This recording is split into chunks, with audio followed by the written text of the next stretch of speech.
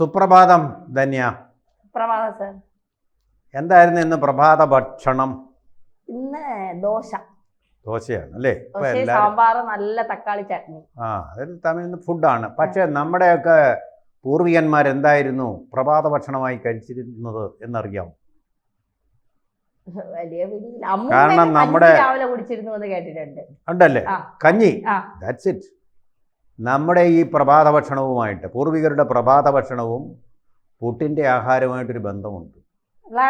Vladimir Putin ലോകത്തിലെ ഏറ്റവും കരുത്തുറ്റ, പണമുള്ള രാഷ്ട്രം എന്നല്ല, കരുത്തുറ്റ രാഷ്ട്രമായിട്ടുള്ള, ഇൻറ്റഗ്രിറ്റി ഉള്ള രാഷ്ട്രമായിട്ടുള്ള, സത്യസന്ധതയുള്ള രാഷ്ട്രമായിട്ടുള്ള റഷ്യയുടെ പ്രസിഡന്റ് നമ്മുടെ ഈ അപ്പന്മാരുടെയൊക്കെ ഉണ്ടല്ലോ പ്രഭാത ഭക്ഷണവുമായിട്ട് ബന്ധം. പുട്ടിൻ കഞ്ഞിയാണ്. പുട്ടിൻ കഞ്ഞിയാണ് ഏറ്റവും ഇഷ്ടപ്പെടുന്ന ഭക്ഷണം. അങ്ങനെയാണെങ്കിൽ സ്മൃതി പരുത്തിക്കാട് ഇഷ്ടപ്പെട്ടില്ലല്ലോ സാർ. അത് അങ്ങനെയാണെങ്കിൽ പുഡിന് എത്രയും പെട്ടെന്ന് ഇന്ത്യ വിടണം. കഞ്ഞി സവർണരുടെ ആഹാരം എന്നാണ് സ്മൃതി പരുത്തിക്കാട് പറയുന്നത്. റിപ്പോർട്ടർ ടിവിയിലെ വിവരമില്ലാത്തവർ പറഞ്ഞോട്ടെ, അതുകൊണ്ട് ഉപജീവനം കഴിച്ചോട്ടെ. നമ്മൾ എന്തിനാ അതൊക്കെ വലിച്ചിട്ടുന്നത്? പോട്ടെ. അവർ പറയുന്ന ഏതെങ്കിലും കാര്യം ശരിയായിട്ടുണ്ടോ? എന്തെങ്കിലും കാര്യം ശരിയായിട്ടുണ്ടോ?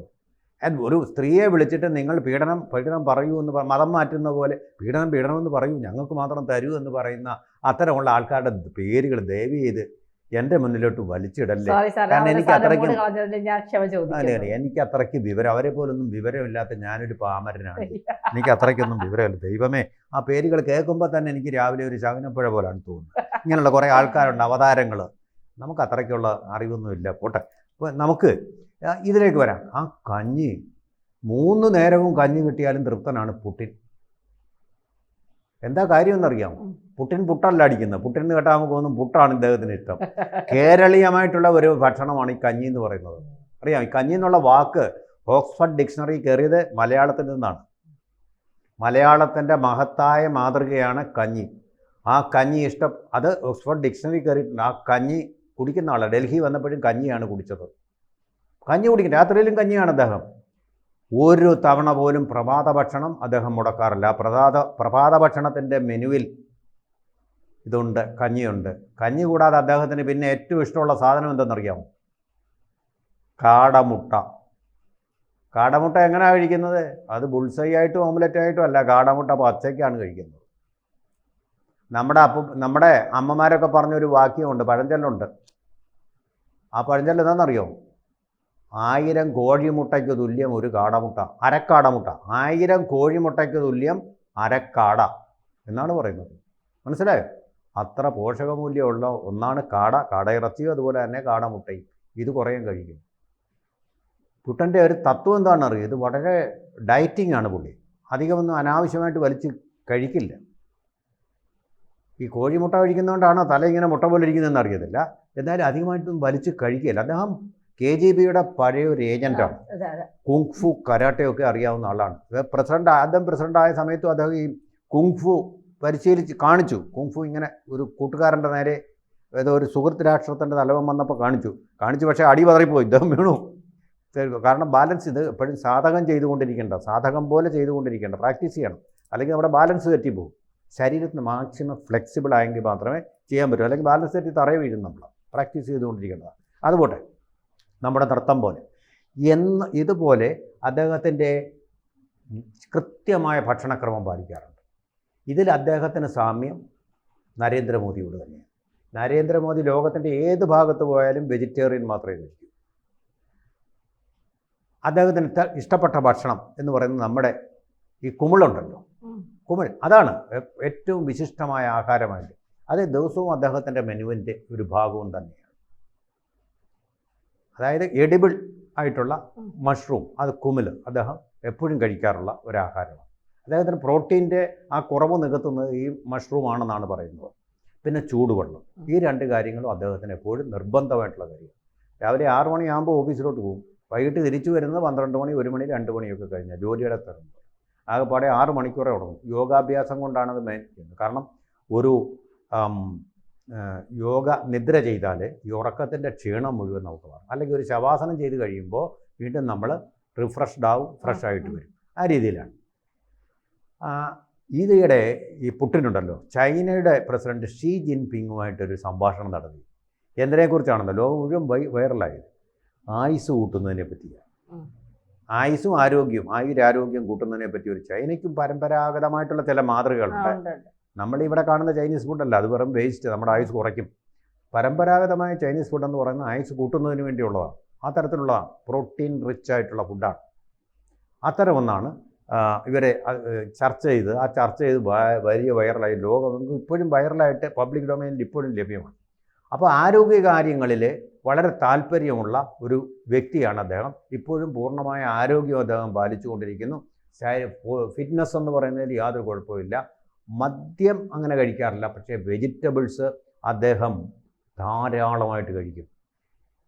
യാത്രയ്ക്ക് ഇടയിലും പുട്ടിൻ ലളിതമായിട്ടുള്ള ഭക്ഷണക്രമം, ആരെങ്കിലും ഇതൊക്കെ കൊടുത്ത് എന്ത് വേണമെങ്കിലും അദ്ദേഹം ചോദിച്ചാൽ കിട്ടും, പക്ഷേ അതൊന്നും അദ്ദേഹം കഴിക്കില്ല, ചെള്ളും കഴിക്കില്ല. അദ്ദേഹത്തിൻ്റെ ആ ഡയറ്റ് അദ്ദേഹം അവിടെയും പാലിക്കും. ഉയർന്ന പ്രോട്ടീൻ, അതുപോലെ തന്നെ കുറഞ്ഞ മധുരം കഴിക്കാറേയില്ല.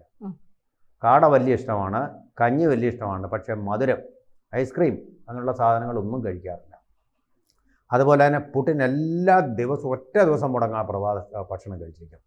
വോഡ്ക എന്ന് പറയുന്നത് വളരെ വിലക്കുറവുള്ള ഒരു സാധനമാണ്, മദ്യമാണ്, വീര്യം കൂടിയ മദ്യമാണ്, റഷ്യയുടെ ദേശീയ മദ്യമാണ്. ആ വോഡ്ക കഴിക്കുന്ന ആളായിരുന്നു യെൽസിൻ എന്ന് പറഞ്ഞ് ഇദ്ദേഹത്തിന് മുമ്പ് അവിടെ പ്രസിഡൻ്റായിരുന്നു. ഇത് കഴിച്ച് വോഡ്ക കഴിച്ച് തലയ്ക്ക് ലെവലില്ലാതെ അദ്ദേഹത്തിൻ്റെ ഫോട്ടോകൾ നമ്മൾ കാണാറുള്ളൂ. ഒരിക്കലും പ്രസിഡൻഷ്യൽ ഓഫീസിലിരിക്കുമ്പോൾ അദ്ദേഹം തലകറങ്ങി ഈ വോഡ്ക കഴിച്ചിട്ട്, വലിയ വീര്യമുള്ളതാണ്, കേരളത്തിലും കിട്ടും അത്. ആ തലകറങ്ങി അദ്ദേഹം വീഴുകയും ചെയ്യും. ഈ മനുഷ്യന് അങ്ങനെയുള്ള ദുശീലങ്ങളൊന്നുമില്ല, മദ്യമൊന്നും കഴിക്കില്ല. കാരണം മദ്യം കഴിച്ചു കഴിഞ്ഞാൽ തലയുടെ നമ്മുടെ ആ നിയന്ത്രണം, കൺട്രോൾ പവർ എല്ലാം പോകും. അങ്ങനെയുള്ള കാര്യങ്ങളൊന്നും അദ്ദേഹത്തിന്. അതുപോയിട്ട് ഒരു ഇവിടെ വന്നപ്പോൾ പ്രോട്ടോകോൾ ലംഘനം നടത്തിയല്ലോ സാർ. അത് കാറിന്റെ കാര്യത്തിൽ അദ്ദേഹത്തിന് നല്ല ഒന്നാം തരം സെക്യൂരിറ്റി ഉള്ള കാറുണ്ട്. ആ കാറിന്റെ പേരെന്താണ്?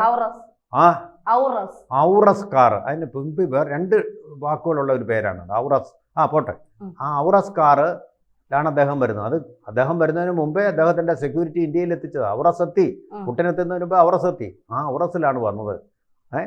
അദ്ദേഹത്തിന്റെ ഔരസ വാഹനമാണത്. എന്താ ബോസം ഫ്രണ്ട് എന്നൊക്കെ പറയുന്നത്. അതുപോലെ ഒരു വാഹനമാണ്.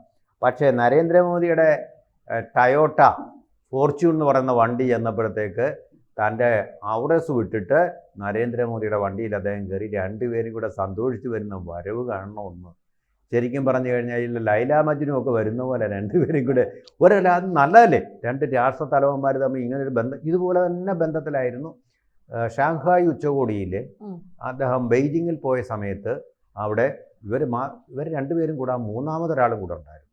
ചൈനയുടെ പരമാധികാരിയായിട്ടുള്ള ഷീ ജിൻപിങ്, മൂന്ന് പേരും കൂടെ ഉള്ള ആ സൗഹൃദം, അതിൻ്റെ ആ ശരീരഭാഷ, അതിൻ്റെയൊക്കെ ആ സ്റ്റൈലൊക്കെ കാണുമ്പോൾ ഈ രാഷ്ട്രങ്ങൾ തമ്മിലുള്ള അടുപ്പത്തിനപ്പുറം പണ്ടിതിന് സമാനമായിട്ട് നമ്മൾ കാണുന്ന ഒന്ന് നമ്മുടെ ജവഹർലാൽ നെഹ്റുവും അതുപോലെ തന്നെ റോബർട്ട് എഫ് കെന്നഡിയും, അന്നത്തെ അമേരിക്കൻ പ്രസിഡന്റ്, രണ്ടുപേരും കൂടി ഇങ്ങനെ നടത്തുന്നുണ്ട്. കലണ്ടറുകളിലൊക്കെ അന്ന് വന്നിരുന്നു. രണ്ടുപേരും പുറകിൽ ഇങ്ങനെ കൈയും കെട്ടി കവാത്ത് നടക്കുക, ഇങ്ങനെ നടന്നു പോവുകയാണ്. ആ സൗഹൃദം ഇപ്പോൾ നമ്മൾ രണ്ട് രാഷ്ട്ര തലവന്മാർ കാണുമ്പോൾ മസിലും പിടിച്ചുകൊണ്ട്, ട്രംപ് ആരെ കണ്ടാലും മസിലും പിടിച്ചുകൊണ്ടേ സംസാരിക്കുന്നു. ഒരു ചിരി അദ്ദേഹത്തിന്റെ മുഖത്തൊന്നും.